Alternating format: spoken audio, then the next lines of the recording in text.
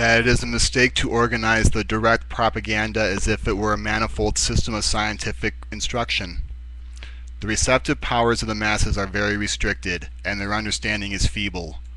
On the other hand, they quickly forget. Such being the case, all effective propaganda must be confined to a few bare essentials, and those must be expressed as far as possible in the stereotyped formulas. These slogans should be persistently repeated until the very last individual has come to grasp the idea that has been put forward.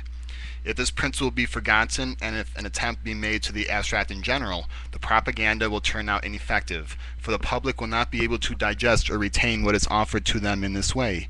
Therefore, the greater the scope of the message that has to be presented, the more necessary it is for the propaganda to discover that plan of action which is psychologically the most efficient. It was, for example, a fundamental mistake to ridicule the worth of the enemy, as the Austrian and German comic papers made a chief point of doing in their propaganda. The very principle here is a mistaken one, for when they came face to face with the enemy, our soldiers had quite a different impression. Therefore, the mistake had disastrous results. Once the German soldier realized what a tough enemy he had to fight, he felt that he had been deceived by the manufacturers of the information which had been given him. Therefore, instead of strengthening and stimulating his fighting spirit, this information had quite the contrary effect. Finally, he lost heart. On the other hand, British and American war propaganda was psychologically efficient. By picturing the Germans to their own people as barbarians and Huns, they were preparing their soldiers for the horrors of war and safeguarding them against illusions. The most terrific weapons which those soldiers encountered in the field merely confirmed the information that they had already received, and their belief in the truth of the assertions made by their respective governments was accordingly reinforced. Thus their rage and hatred against the infamous foe was increased. The terrible havoc caused by the German weapons of war was only another illustration of the Hunnish brutality of those barbarians, whereas on the side of the Entente, no time was left the soldiers to meditate on the similar havoc which their own weapons were capable of. Thus the British soldier was never allowed to feel that the information which he received at home was untrue. Unfortunately, the opposite was the case with the Germans, who finally wound up rejecting everything from home as pure swindle and humbug. This result was made possible because at home they thought that the work of propaganda could be entrusted to the first ass that came along, braying of his own special talents, and they had no conception of the fact that propaganda demands the most skilled brains that can be found. Thus, the German war propaganda afforded us an incomparable example of how the work of enlightenment should be done, and how such an example was the result of an entire failure to take any psychological considerations whatsoever into account. From the enemy, however, a fund of valuable knowledge could be gained by those who kept their eyes open, whose powers of perception had not yet become sclerotic, and who during 4.5 years had experienced a perpetual flood of enemy propaganda.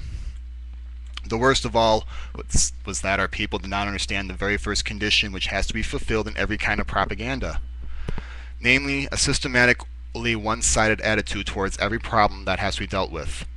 In this regard, so many errors were committed, even from the very beginning of the war, that it was justifiable to doubt whether so much folly could be attributed solely by the stupidity of people in higher quarters. What, for example, should we say of a poster who purported to advertise some new brand of soap by insisting on the excellent qualities of the competitive brands? We should naturally shake our heads. And it ought to be just the same in a similar kind of political advertisement. The aim of propaganda is not to try to pass judgments on conflicting rights, given each its due, but exclusively to emphasize the right which we are asserting. Propaganda must not investigate the truth objectively, and insofar as it is favorable to the other side, present it according to the theoretical rules of justice. Yet it must present only that aspect of the truth which is favorable to its own side. It was a fundamental mistake to decide the question of who was responsible for the outbreak of the war and declare that the sole responsibility could not be attributed to Germany. The sole responsibility should have been laid on the soldiers of the enemy, without any discussion whatsoever. And what was the consequence of these half measures? The broad masses of the people are not made up of diplomats or professors or public jurisprudence, nor simply of persons who are able to form reasoned judgments in given cases, but a vacillating crowd of human children who are constantly wavering between one idea and another. As soon as our own propaganda made the slightest suggestion that the enemy had a certain amount of justice on his side, Then we laid down the basis on which the justice of our own cause could be questioned. The masses are not in a position to discern where the enemy's fault ends and where our own begins. In such a case, they become hesitant and distrustful, especially when the enemy does not make the same mistake but heaves all the blame on his adversary. Could there be any clearer proof of this than the fact that finally our own people believed what was said by the enemy's propaganda, which was uniform and consistent in its assertions, rather than what our own propaganda said? And that, of course, was increased by the mania for objectivity which addicts our people. Everybody began to be careful about doing an injustice to the enemy, even at the cost of seriously injuring or even ruining his own people and states. Naturally, the masses were not conscious of the fact that those in authority have failed to study the subject from this angle. The great majority of a nation is so feminine in its character and outlook that its thought and conduct are ruled by sentiment rather than by sober reasoning. This sentiment, however, is not complex, but simple and consistent. It is not highly differentiated, but has only the negative and positive notions of love and hatred, right and wrong, truth and falsehood.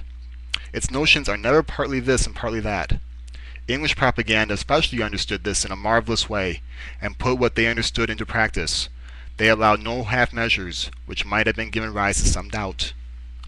Proof of how brilliantly they understood that the feeling of the masses is something primitive was shown in their policy of publishing tales of horror and outrages which fitted in with the real horrors of the time, thereby cleverly and ruthlessly preparing the ground for moral solidarity at the front, even in times of great defeats.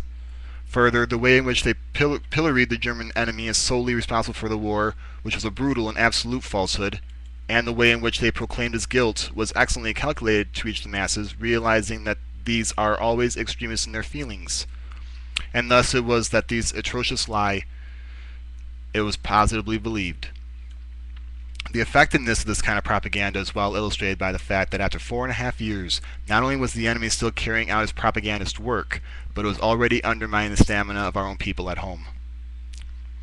That our propaganda did not achieve similar results is not to be wondered at, because it had the germs of inefficiency lodged in its very being by reason of its ambiguity, and because of the very nature of its content, one could not expect it to make the necessary impression on the masses.